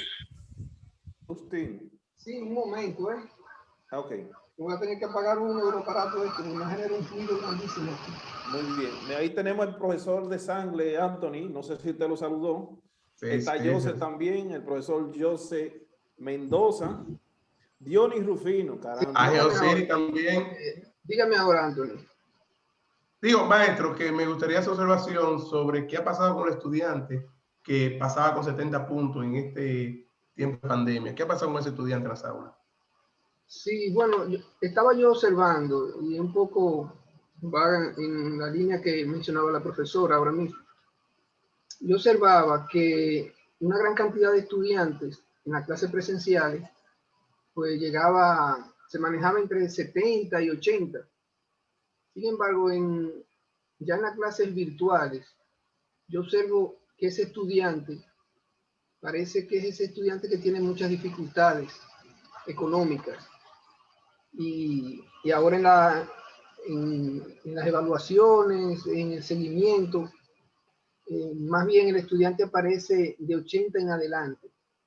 Ese estudiante de entre 70 y 80, es posible que sea ese que tiene dificultades para la conexión, dificultades para manejar otro dispositivo que no sea el celular.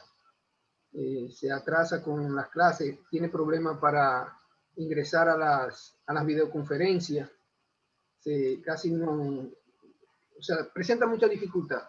Entonces eso era que miraba, claro, hay que darle seguimiento porque puede ser un caso, pero sí noté eso, que muchos estudiantes, donde la mayor población yo veía que andaba entre 70 y 80, y luego entre 80 y 90, pues en 80 una gran cantidad que le seguía, pero una minoría entre entre 90 y 100.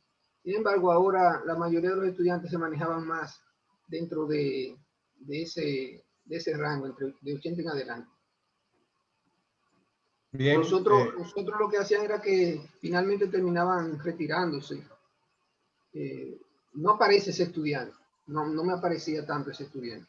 Era que a mí se me retiran pocos estudiantes de los que asisten, me refiero a las clases presenciales. Los estudiantes regularmente que comenzaban la clase, terminaban la clase. Sin embargo, ahora se presentan más estudiantes que se retiran, que no terminan concluyendo su semestre. Bien, excelente. Vamos a dar la participación a Rey Durán. Rey Durán, adelante.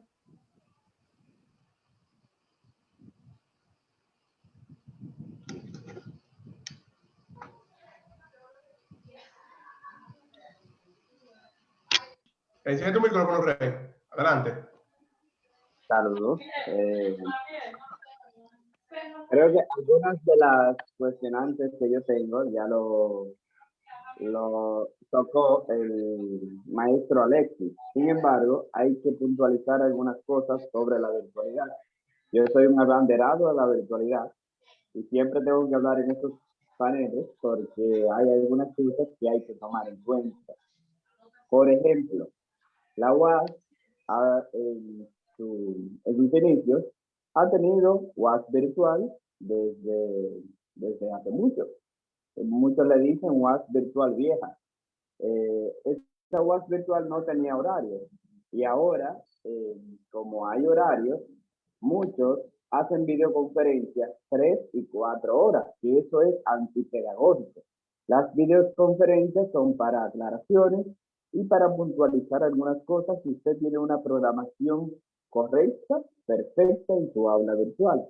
Y por eso yo lo veo más que, primero, que un docente, eso afecta su salud emocional, mental y todo lo demás, que esté 3 horas en una sección y que tenga 10 secciones, por ejemplo, o 7 secciones diarias. O sea, eso es, primero, antipedagógico, porque nadie va a estar 3 horas escuchando una misma asignatura cuando pueden utilizar otros recursos. Pero eso por la videoconferencia también hay que aclarar que para descargar alguna aplicación, la universidad debe regularizar este proceso. Porque no es posible que si yo tengo 6 materias, tenga que instalar 6 aplicaciones diferentes. Porque un profesor quiere utilizar Zoom, otro Google Meet, otro Jitsi Meet, otro Teams, y eso hace que el estudiante que no tenga un buen celular, un iPhone o un Android de alta gama, decida a finalizar no estar en la videoconferencia, y como las videoconferencias son muy importantes para muchos profesores, termina eliminando la materia. Y eso hay que repensarlo, porque eso es parte de la deserción de muchos estudiantes. La virtualidad va a ayudar lo del campo abierto, como dijo el maestro Alexis, la planificación de que muchos que son de Santiago, que se les llenan los cupos, puedan seleccionar en Santo Domingo, Higüey, Samaná, no importa dónde, y puedan avanzar en sus estudios. Eso, la virtualidad ha traído una buena posibilidad para muchos estudiantes. Sin embargo, ya post pandemia, cuando no haya peligro de salud por esta pandemia, yo abogo de que haya un 50% de las secciones que sean totalmente virtual y 50% que sea presencial, a excepción de los laboratorios de odontología, algunos de medicina, que deben ser solamente presenciales. Pero eso puede ayudar también de que haya más contrataciones de profesores, de que haya secciones de 20 estudiantes en vez de ser 60, que eso también es antipedagógico. Pero ya con esta virtualidad, creo que todos esos problemas van a quedar en el pasado. Muchas gracias por la oportunidad y seguimos debatiendo. Gracias a ti, Rey. Vamos a escuchar la opinión del maestro Ramón de Sangre. Para concluir, adelante, maestro. Ante todo, muy buenas noches. Gracias por permitir estar con ustedes, Radamés Silverio, Juana, mi querida Juana. Maestro, fíjense algo. Hay el problema de la virtualidad, como decía Juana ahorita, tiene el peligro de ser excluyente, porque no tenemos un país desarrollado. Como decía el que acaba, Rey, ahora mismo, nosotros no tenemos todos nuestros alumnos en condiciones de recibir una docencia virtual. La virtualidad se va a desarrollar más, se va a seguir formando, es necesaria la virtualidad. Oiga lo que le estoy diciendo, es necesaria. Ahora, lo que no hemos entendido es lo siguiente. Cuando se imparte docencia virtual, no es lo mismo que impartir docencia presencial. el elemento enseñanza-aprendizaje no se aplica a la virtualidad. A la virtualidad se aplica el elemento aprendizaje. ¿Entiende? Y nosotros con la virtualidad queremos hablar de enseñanza-aprendizaje. No, a mis nietos no soy yo quien le he enseñado a usar el celular. Ellos han aprendido a usar el celular. Y en ocasiones yo necesito salir, entrar a cualquier aplicación y tengo que llamarlo a ellos, que son niños. Entonces, ¿qué es lo que sucede? La virtualidad es una ola que viene en camino. Ahora, nosotros, para no ser excluyentes con nuestros alumnos, tenemos que entender que todo es un proceso, que nosotros vamos a tener una docencia virtual, que en el futuro no va a ser excluyente porque todos nuestros alumnos van a poder conectarse. Pero en el momento no todos nuestros alumnos han podido conectarse. Por eso usted oye ahora que un estudiante le dice, profesor, yo no pude conectarme, pero no me queme la materia, no me la queme, y usted no le puede poner un 70, tiene que ponerle un 80, ¿entiende? O sea, la realidad, lo que nos da en la cara es que nosotros tenemos que entender que somos todavía un país subdesarrollado y que hay personas que se pueden conectar, nuestros alumnos, algunos tienen esas facilidades, tienen un tío en Estados Unidos que les manda un celular o una laptop, entiende, una tablet, lo que fuera, y se pueden conectar y que tienen recursos para comprar el paquetito o para comprar lo que fuera. Pero hay una gran parte de nuestros alumnos no tienen esas facilidades. Pero esté claro, para concluir, que la virtualidad no es enseñanza-aprendizaje. La virtualidad es aprendizaje y eso es el futuro real, efectivamente, de la educación. Nosotros, lo que era la charla, la conferencia que tenían que dar los profesores, el catedrático, ya eso no va a existir. Lo que va a existir a partir de ahora, precisamente por la fortaleza de la virtualidad, es que nuestros alumnos lo vamos a inducir a aprender y ellos con esa inducción entonces podrán desarrollarse y ser útiles a la sociedad. Así que gracias por permitirme hacer uso de la palabra y disculpen que entrara un poquito tarde, pero es que tenía otra actividad, otra reunión. Le pido disculpas, pero me sentía muy identificado con esos ponentes. Gracias. Gracias, maestro, por estar con nosotros. Bueno, ya para terminar, si los panelistas, la maestra Juana Encarnación, el maestro Radamés Silverio y el maestro Francisco Acosta, desea hacer alguna puntualización final. El pues maestro el Víctor Burgos está pidiendo la palabra.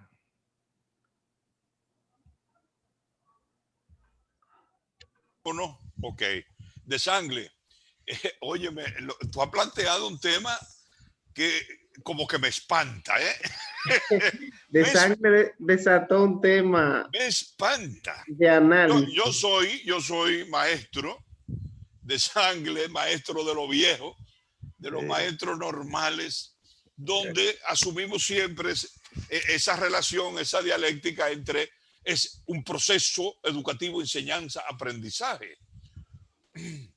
Tú me dejas solamente con el elemento de y esto es un tema para discutirlo, porque yo he sentido que sí he tenido que cambiar mecanismos de proceso de enseñanza. Tú le llamas inducción. A mí me gustaría que tú me describieras eso, porque el tema, a mi juicio, que me siento ser un maestro, yo no quiero quedarme espantado esta noche de Sangle. Espérate, Tony. Espérate, Anthony. No, pues es una propuesta, justamente. Es una propuesta. No, espérate, porque yo quiero entender. Vamos a hacer la propuesta. Escuche. La propuesta sería de que el maestro Elogio convoque al maestro Ramón de Sangle, a usted y al maestro Darío Genao, que está muy activo en el chat, para que el próximo tema sería este. Y así podríamos tener un tiempo más extenso y poder velocidad. ¿Qué le parece? Un segundito nada más, permíteme, para que no... Adelante. Para que yo pueda dormir esta noche. Claro. Maestro, mire, si usted va a un programa de maestría y hasta de doctorado, usted no va a encontrar ahí personas que van a dar charlas ni conferencias. Usted va a encontrar ahí que le van a presentar los textos, los libros, la investigación, los lugares donde usted se tiene que llevar. Y entonces esos alumnos, usted lo va a inducir para que ellos expongan, o sea, ellos son los que van a dar la conferencia. Ellos son los que van, ya el maestro de maestría, de doctorado, lo que le enseña, lo que induce en esos niveles a ser investigadores. Entonces ya nosotros no somos esos que vamos al aula a dar, o sea, nuestra generación seguirá en esa conducta, pero las generaciones que vienen ya no, ya le van a decir, cómprese el libro tal, el libro tal, el libro tal, investíguense en esto, vayan, métanse en la computadora aquí, pa, y entonces le toca exponer a usted la semana que viene al grupo tal, al grupo tal y al grupo tal, porque se inducen a la enseñanza. Yo estoy de acuerdo. Las ruedas de la historia son indetenibles. Darío. Y no yo escribí mucho ahí. ¿Y no será que ese proceso de enseñanza como tal ha cambiado en su forma? Es eso. Sí. ¿Se mantiene como tal el proceso de enseñanza-aprendizaje? No es aprendizaje, no es enseñanza, o sea... Pero eso es lo que digo, ese sería un tema interesante. Él le llama inducción, Exacto, porque en realidad... Ese es un tema para otro panel. Hay dos polos. Tiene que someter ahora un proceso mismo para énfasis guiar. en el aprendizaje, ese es el planteamiento. Exactamente. Bueno, el énfasis ahora es en el aprendizaje. ¿no? Exacto. Ahora, Darío, pero los estudiantes no van a aprender solo. Alguien tiene que guiar el proceso. Es eso hay que cuidarlo. Claro que no, sí. usted induce, pero ellos tienen que aprender ahora. Sí, pero hay un asunto, hay un tema que se ha planteado en serio, que es, por ejemplo, YouTube como el mejor maestro. Así. Porque usted observa que un muchachito de 6 años aprende muchísimas cosas viendo tutoriales. Entonces, sí, pero hay un actor cuando ahí. se presentó la pandemia, yo aprendí en YouTube a usar el sistema de videoconferencia. ¿Qué le enseñó a los niños? De Google Classroom, ¿verdad? Claro. Ahí aprendí, ahí nadie me enseñó, yo fui Pero hay actores que crean el recurso. Yo fui ahí. Bueno, la universidad vino a actuar tarde ya, ¿verdad? Cuando uno había avanzado bastante en ese aspecto. Pero está buena de sangre esa. Yo creo, Eulogio, que ahí está el próximo tema. El tema del próximo panel. Sí. Vamos a montarlo, vamos a comentar entonces para ese tema, porque es interesante que estar claro todo. Sí, vamos, Eulogio, vamos a compartir ese tema porque ya antes el profesor iba y daba una conferencia y ponía una evaluación después de esa conferencia.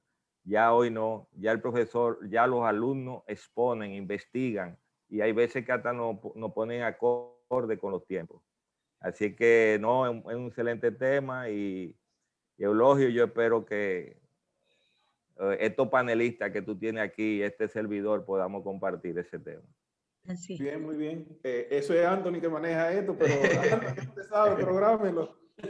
No, traje eso. Y a mí me gustaría la opinión de Juana Encarnación sobre ese, que me lo escriba. Sí, que es un educador.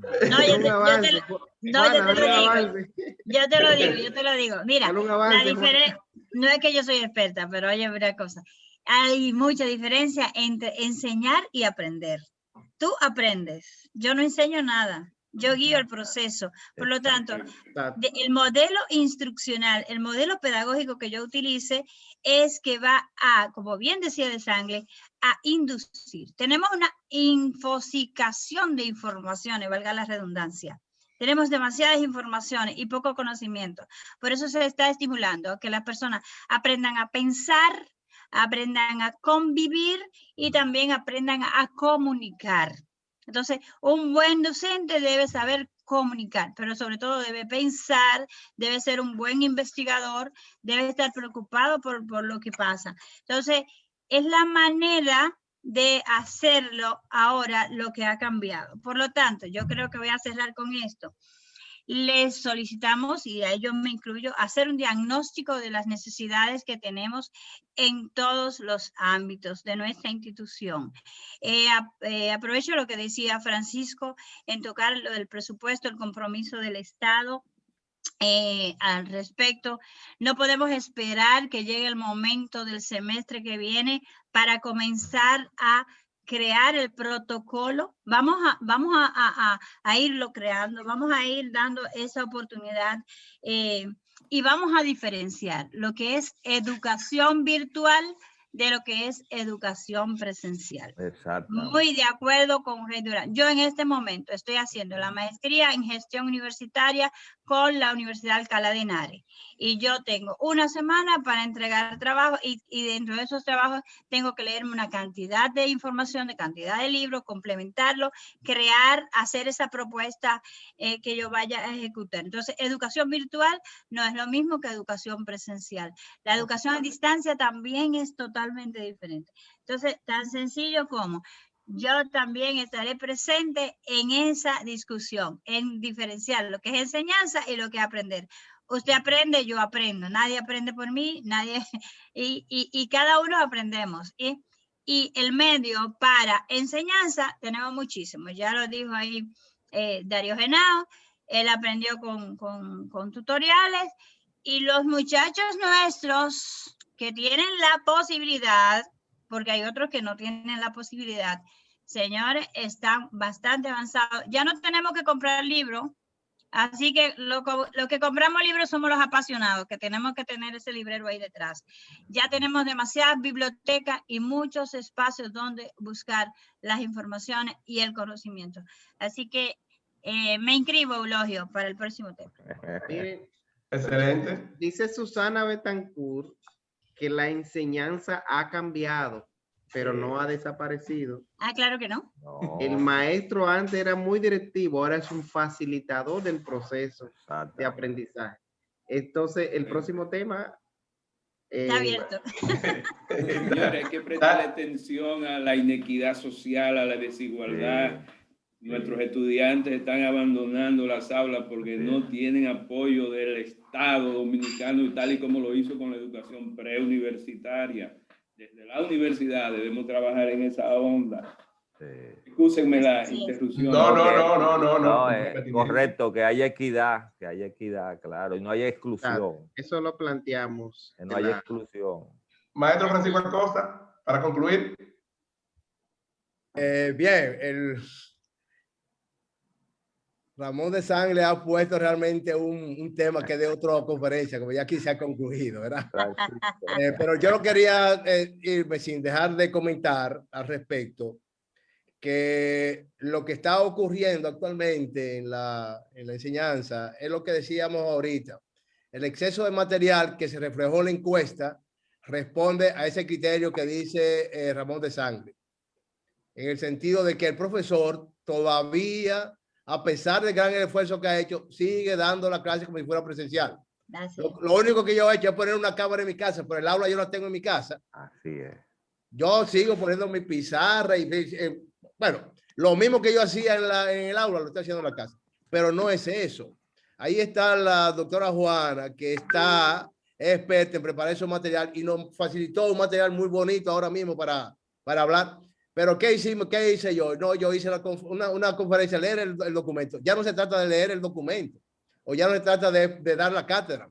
Ya se trata ahora de crear material de carácter didáctico en términos virtuales que facilite el proceso de aprendizaje de los estudiantes. Claro. Entonces ahí yo estoy 100% de acuerdo con esta parte. Ahora, ¿qué es lo que ocurre? Llevar un libro a la estrategia de la virtualidad, eso es una inversión de tiempo. Eso no es fotocopiar el libro y subir los capítulos no es así. Llevar eso al lenguaje de la informatización, eso requiere una especialización, requiere un entrenamiento, requiere un tiempo que la universidad no se lo paga al profesor. Bueno, Fran, profesor. Sí. Bueno, ese asunto está en el fondo porque se habla de los profesores que siguieron haciendo lo mismo. Y yo realmente los felicito porque sacaron de abajo muchos profesores que no tenían idea de cómo hacer las cosas porque la universidad estaba en un estado de emergencia, naturalmente. Sencillamente le dijo al profesor que hiciera, pero usted sabe, todo el mundo sabe aquí que la educación en entorno virtual tiene especialistas para crear los contenidos, especialistas en tecnología para convertir esos contenidos en la modalidad virtual, que sean entretenidos, que sean esto. Y el profesor al final es un moderador, es el que lo sigue, un tutor. Un tutor, exactamente. El profesor ha tenido que asumir los 3 roles. Y afortunadamente, por la voluntad de servicio de los profesores de nuestra universidad, fue que pudimos salir a flote. Pero cuando eso se regularice, que los contenidos estén hechos en el formato que va, el profesor no tendrá que entrar, ni sentirá la necesidad de entrar a dar una conferencia de 3 horas. Sí, pero que me hablen entonces de educación a distancia, no de virtualidad. Exactamente. Me habla de educación a distancia. Eso es educación a distancia. Lo que está haciendo por la televisión ahora mismo. Sí, educación a distancia, no virtualidad. A distancia, no virtualidad. La virtualidad, esto es lo que dice el profesor Eulogio. La virtualidad implica tres elementos fundamentales y cada uno requiere una especialización que requiere tiempo. Requiere tiempo y requiere recursos porque hay que pagarlo también. Entonces, bueno, pues, ustedes van a ser autoridades, usted va a ser decano. Eulogio, esa parte que menciona. Estamos llenos de autoridades aquí. Claro, esa parte que menciona Eulogio fue uno de los puntos que toqué en la parte de las recomendaciones. Exacto. En realidad hay que tener un equipo para la parte de la creación de los recursos educativos. Mira, Eulogio, déjame decirte algo. Mi querido Víctor Burgos le pasa lo que nos pasa a la mayoría que somos profesores. Ya no va a existir la cátedra, hermano. No va a existir. O sea, nosotros no vamos a ser catedráticos. Nosotros vamos a ser inductores, vamos a llevar a nuestros alumnos, a nuestros profesionales, a nuestros maestrantes, a nuestros doctores, lo vamos a llevar a que ellos investiguen, porque nosotros tenemos que formar, como decía Juana, una persona, primero que sea un investigador, aunque sea de grado, y segundo, que tenga capacidad de análisis. ¿Por qué? Porque nosotros como catedrático, le quitamos esa fuerza en el análisis a nuestros alumnos inconscientemente, y eso es lo que han descubierto los pedagogos como Juana Encarnación. O sea que, como dice Eulogio, ya vendrá una nueva generación, ya a lo mejor usted y yo vamos a estar fuera de la INO, Víctor, Hugo, pero no significa que no habrá un tutor. Habrá un tutor, lo que no habrá un catedrático, que antes el catedrático iba al aula y como va usted así mismo y hace un análisis, una explicación. Él sábelo todo. Pues vamos. Ay, perdón. No, está bien, maestro, está bien. Vamos a esperar las intervenciones del maestro la próxima oportunidad. Creo que este tema... No catedráticos virtuales tampoco. No, la virtualidad no tiene catedrático. La virtualidad no. Eso simplemente docencia a distancia, no virtualidad, como dijo. El hermano Poriel diría lo contrario, pero nada, Poriel, te queremos, hermano. Bien, nada, creo que el evento de hoy ha sido magnífico. Mira, realmente. Hay que comprometer a Desangle. No, pero está comprometido ya. El panel, él es un panelista. Ya está comprometido ya, Desangle, Darío. La maestra Juana no se queda. Así que ahí estaremos. Bien. Felicitar realmente la participación y las inquietudes. Interesantes. Gracias por acudir al llamado y nos vemos acá como todos los domingos a las 7. Así que pasen buenas noches y muchas gracias, maestro Eulogio. Adelante, William. Gracias a ustedes. Hey, William, mi hermano. Hola, de sangre. Buenas noches. Buenas noches. Adiós, William. Para el próximo panel tenemos que tener a William. Tenemos adelante, William. Que nos ayude con los saludos. Sesiones pendientes, Darío. Agradecer a todas estas autoridades. Saludo a Irene. Autoridades presentes y futuras, como tenemos William. Radamés Silverio, la Vicerrectoría de Investigación y Posgrado, soluciones que estará con las puertas abiertas, la Vicerrectoría Administrativa, Fran Acosta, Ricardo en Humanidades, y Juana en Educación, Eulogio en Filosofía. Realmente tenemos aquí, realmente la UAS debe sentirse orgullosa porque William, y entonces ¿qué usted va a hacer? y los que están en fila pueden ser iguales o mejor a los que ya están. Así que gracias a todos los profesores que nos acompañaron, al profesor Darío Genao, al profesor Víctor Burgo, el decano de la Facultad de Arte, que siempre nos ha acompañado y apoyado en todas las actividades, la profesora Altagracia Abreu también ha estado por aquí, el profesor Víctor Álvarez también desde Cambita, Garavito, desde por allá, la Facultad de Ciencias Económicas, que le tengo que felicitar públicamente junto a usted, al decano de Ciencias también, Radamés Silverio,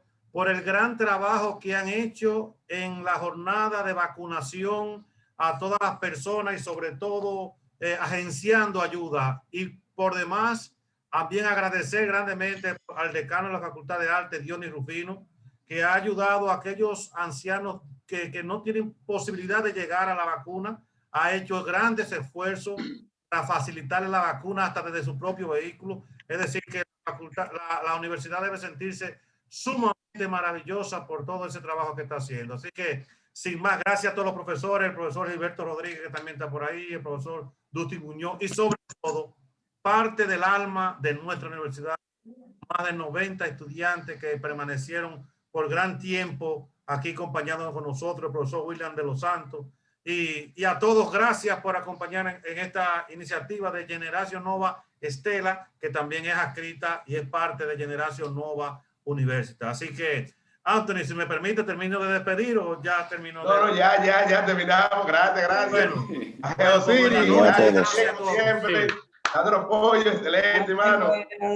Buena actividad, Eulogio, buena actividad. Alexis Martínez. Gracias, buenas noches. Gracias por la invitación. Buena. Un abrazo, doctor Montero. Bye. Saludos a todos. De sangre.